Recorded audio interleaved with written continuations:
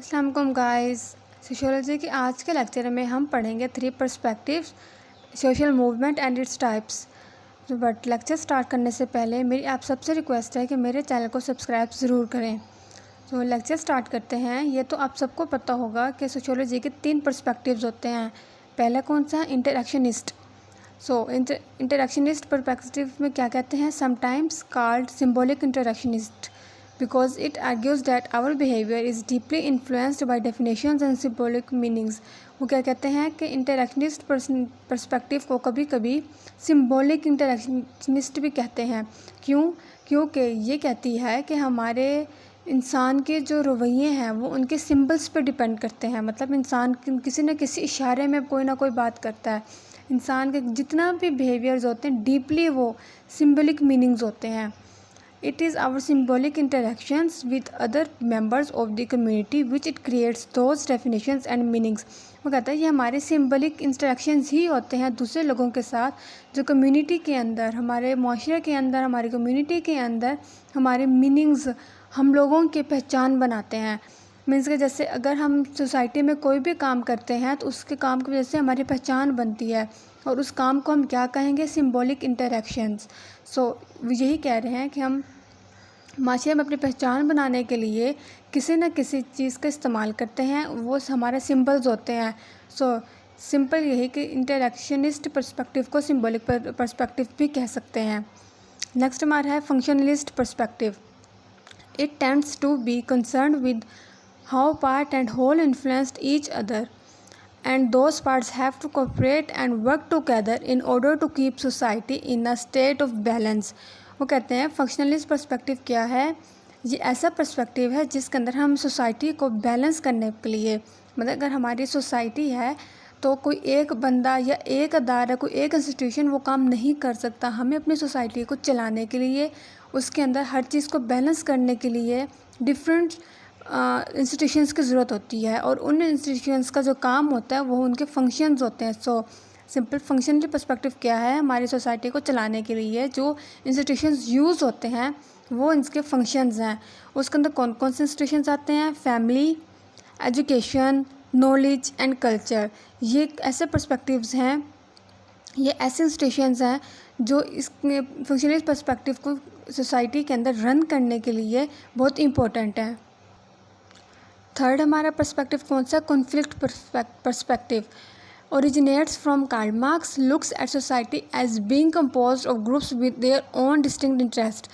ठीक है, जैसे कि हमने पहले 2 पर्सपेक्टिव में बताया गया कि सोसाइटी हमारी रन करने के लिए हमें किन किन चीज़ों की ज़रूरत होती है, उसको हम बैलेंस कैसे कर सकते हैं। इसी तरह ये कॉन्फ्लिक्ट पर्सपेक्टिव उससे उल्ट है, ऑपोजिट है। ये कहता है कि हमारे जो इंटरेस्ट हैं, हम लोगों के हमारे अपने ज़ाती इंटरेस्ट की वजह से हम दूसरे लोगों से मिलते हैं या सोसाइटी के अंदर दूसरे ग्रुप्स बनाते हैं। वरना अगर हमें किसी बंदे से मतलब ना हो, कोई काम ना हो, तो हम बगैर इंटरेस्ट के उससे बात तक नहीं करते। ठीक है, और ये हमारी जो पर्सपेक्टिव है कार्ल मार्क्स ने दिया था। कार्ल मार्क्स ने ये कहा था कि सोसाइटी के अंदर हर इंसान को दूसरे इंसान से कोई ना कोई मतलब होता है, इसी वजह से वो उनसे बात करता है या फिर उसके क्लोज जाता है या उसका काम करता है। हर कोई एक दूसरे से अपना काम निकलवाता है। उनके ज़ाती इंटरेस्ट जो होता है वही लोग ग्रुप्स बनाता है सोसाइटी के अंदर। उम्मीद करती हूँ आपको ये 3 पर्सपेक्टिव समझ आए होंगे। आगे हम पढ़ेंगे social movement and organise effort to change laws, policies और practices by people who do not have the power to affect change through conventional channels. वो कहते हैं कि हमारी सोसाइटी के अंदर लॉज और पॉलिसीज़ को चेंज करने की कोशिश सोशल मूवमेंट कहलाती है, और उन लोगों को भी चेंज करने की कोशिश जो लोग इन चेंजेस के साथ, इन लॉज के साथ, इन पॉलिसीज़ के साथ चल नहीं पाते। मतलब जैसे अगर हमारी सोसाइटी में कोई लॉ है, कोई पॉलिसी है, लेकिन कुछ ऐसे लोग भी हैं जो इन लॉ और पॉलिसीज़ के हिसाब से चल नहीं पाते। हम उनके लिए इस सोसाइटी को चेंज करने की जो कोशिश है वो सोशल मूवमेंट्स कहलाती है। आगे हैं इट्स टाइप्स। इसकी 9 टाइप्स हैं। फर्स्ट कौन सी है? Revolutionary, attempt to change all aspects of society. Revolutionary movement के अंदर ये कहते हैं कि हम पूरी सोसाइटी के हर एक चीज़ को चेंज करने की कोशिश करते हैं। आगे है alternative movement, typically focus on self-improvement and limited specific change to individual beliefs and behavior।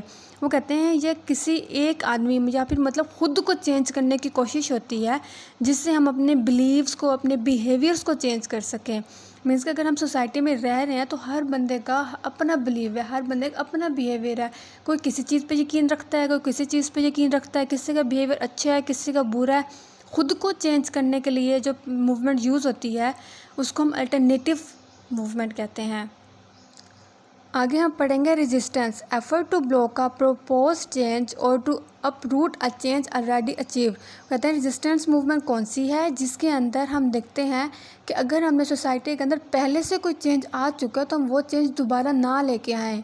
इस चीज़ को रोकने के लिए रेजिस्टेंस मूवमेंट यूज़ होती है।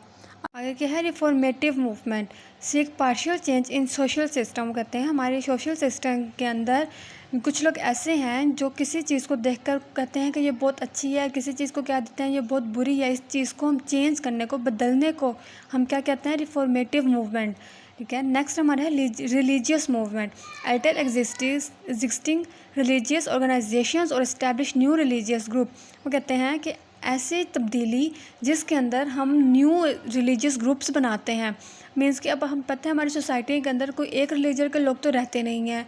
ठीक है, डिफरेंट कल्चर, डिफरेंट रिलीजन के लोग रहते हैं, तो उन सब के रिलीजन्स का ख्याल रखते हुए हम नए नए ग्रुप्स बनाते हैं ताकि हमारी सोसाइटी के अंदर उनके रिलीजन का भी एहतराम किया जाए। आगे हमारा है global social movement, bring people together from around world to advance their shared agendas and consolidate their efforts। वो कहते हैं कि पूरी दुनिया में से, डिफरेंट कंट्रीज़ में से लोगों को इकट्ठा करना और उनके बारे में जानना कि उनके एजेंडास क्या हैं, कंसोलिडेट कि उनकी एफर्ट्स कैसे कर रही हैं, इन सब चीज़ों के बारे में जानना, ये इनको चेंज करना क्या कहती है, ग्लोबल सोशल मूवमेंट। आगे हमारे पास है redemptive, seek total individual change. Redemptive movement में क्या है कि एक इंसान को पूरे तरीके से बदलने को हम क्या कहते हैं, रिडेम्पटिव मूवमेंट। लास्ट हमारे क्या है, utopian movement, expected to create ideal social system और परफेक्ट सोसाइटी। वो कहते हैं कि किसी भी सोसाइटी को एक परफेक्ट तरीके से बनाना या एक आइडियल सोसाइटी बनाने को जो मूवमेंट यूज़ होती है या जो मूवमेंट हम चलाते हैं वो क्या होती है, यूटोपियन मूवमेंट। उम्मीद करती हूँ आपको आज का लेक्चर ज़रूर समझ आया होगा और जो चीज़ समझ ना आई हो आप मेरे से कमेंट करके पूछ सकते हैं। थैंक्स।